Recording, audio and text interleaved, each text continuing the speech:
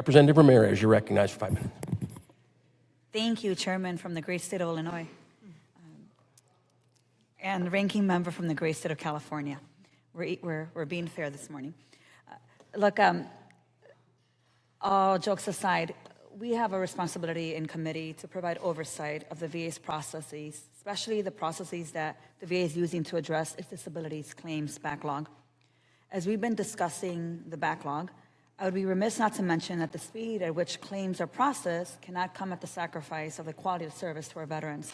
That can't ever be compromised. And simply reducing the backlog for the sake of saying that the backlog is reduced at the expense of accurate and successful outcomes for veterans is not in fact putting our veterans first. And it's certainly not honoring our veteran service. As my colleagues are well aware, one of my primary concerns in this administration has been its commitment to reducing the federal workforce and dismantling the VA. Secretary Collins has made good on that commitment, has shrunk the workforce through RIFs, and he'll continue to do that work through the reorganization that he is leading. In July 2024, after the robust hiring of new claims processors as a result of the PACT Act, VBA ended its posture of mandatory overtime with a few exceptions for certain types of claims. This was a relief to a burnt workforce that had been torn apart by twin pressures. One, the COVID pandemic, and then the other, which was the increase in PACT Act claims. When we fast forward to May 2025, after losing thousands of claims processors through the deferred resignation program, the voluntary early retirement and outright firings, VBA realized they had a capacity problem, and then they reinstated the mandatory overtime at a rate of about 25 hours per month, if I'm not mistaken. So Ms. Devlin, is the May 2025 mandatory overtime policy still in place? Thank you for the question. I would like to point out, and I'll answer your question, that our quality is going up. We are focusing on quality. And yes, we did institute mandatory overtime.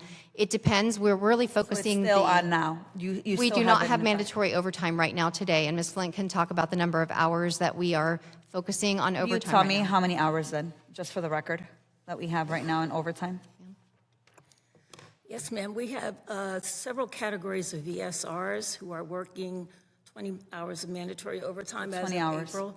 VSRs who do non-rating work and a couple of other missions. And we have one group of VSRs who do MST who are working 8 hours. So let me follow up to that, and whether it's Ms. Flint or Ms. Devlin who answers this question. Has VBA analyzed the effects of mandatory overtime on the quality of the claims? Have you done some analysis on that already, as you've made some reorganizations on this overtime?